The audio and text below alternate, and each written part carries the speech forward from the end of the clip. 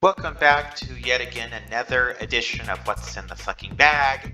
I am, of course, your host, Eliza, motherfucking P. Diddy Pancakes. And today's loser, guest, is a very special guest. She's an idiot. But by all means, change the channel. I'm sure there's a Married to Children rerun on, or maybe All in the Family rerun, or who knows, maybe there's a pipeline protest you could go join. Hell, I imagine right now is a good time to pencil in that root canal, because anything would be better than watching this on Starfang Presents Plus. Seriously.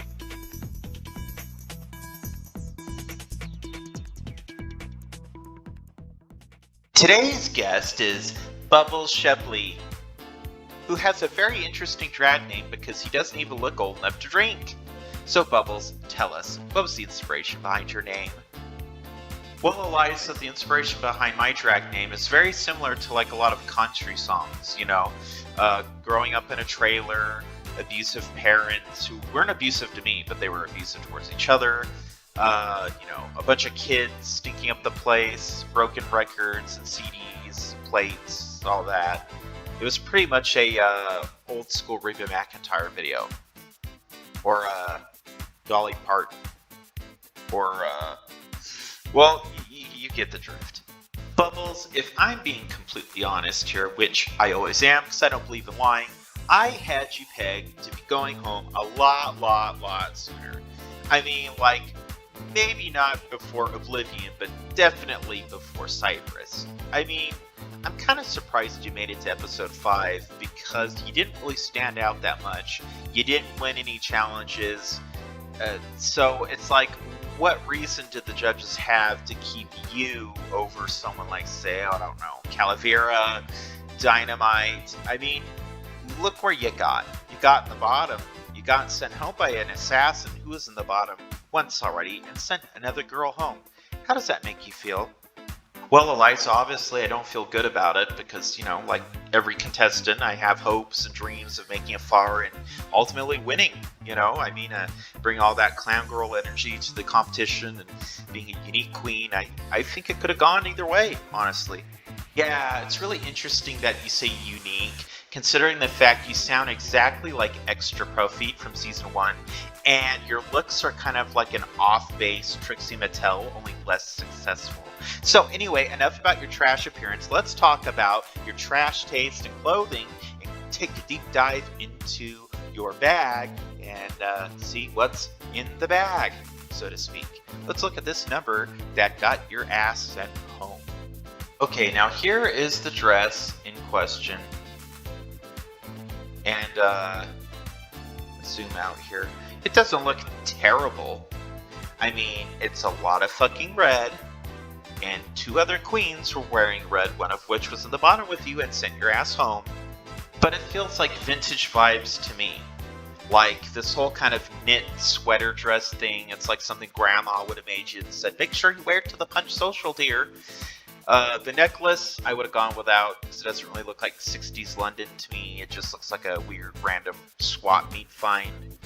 The bracelets are okay. The gloves are okay. The boots, I love the boots. The hat, because you do wear a cute blonde bob, and it went with it. I would have done something different with the makeup.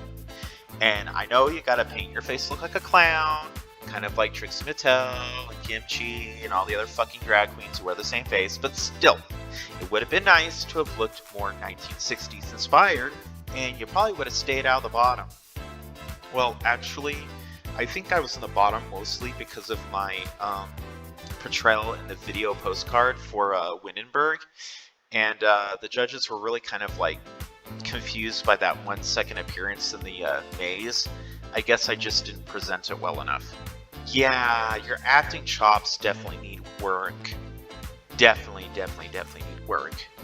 So, speaking of acting, who would you have portrayed for Snatch Game had you made it that far? Audiences are wanting to know. A whole one person who watches the show wants to know. Who would you have been for Snatch Game? Oh, well, I would have portrayed Kellyanne Conway for Snatch Game, absolutely. I can make that bitch really, really funny. I think Morgan would have loved it. I think the judges would have loved it. I would have had great interactions with the other queens. I think it would have been great, actually. Oh, a politically based character that like never backfires. Ever, ever.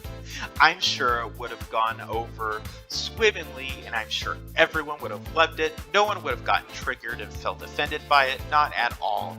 Nope. Anyway, let's stop talking politics and look at the other dress that you brought here. Now, this outfit I already like so far, from head to toe. Well, the head's bald. I'm assuming you would have worn a wig. Yeah, I would have worn like a cute little like blonde bob or pixie cut number. You know what? For this, I can see that actually. You've got the little gold bracelet. You got like the jewels necklace, but not too much. The black gloves. The gloves might have been too much. And this would have been for the Pretty Woman runway for Snatch Game. Oh, and then you got like blue or purple. Yeah, purple stockings because we can't have it too sexy, right? Well, we gotta stay on brand. You know, we gotta keep with the Clown Girl brand. I really, really hope you would have worn sexy makeup instead of that weird fucked up vampire looking makeup that you always wear. I gotta say, I like this look. I think had you made it to the runway, I think this would be a safe look at the very least. I'd probably wear it. In fact, I think I'm gonna steal this idea. I'm absolutely gonna steal it, and it's my show. You can't say no. Oh, okay. So we are running out of time, so I'm gonna wrap things up. It's been wonderful talking to you, Bobo Shebis. It's Bubble Shebly. Yeah, whatever. You're not even old enough to drink. So, anyway, catch us next time. I'm going to have a very special guest, Michelle Visage's boobs. And we're going to talk about what life on the fast lane is like. That's not offensive at all, because she got them chopped off, and so she doesn't have them anymore. It's a joke. Humor in 2020, it still exists, right? Or not. I'm sure there's a documentary on woodchucks or some shit like that. Anyway, we're based in Canada, so don't get mad at America. It's Canadian. Bye! And that's just like fucking a matter of opinion.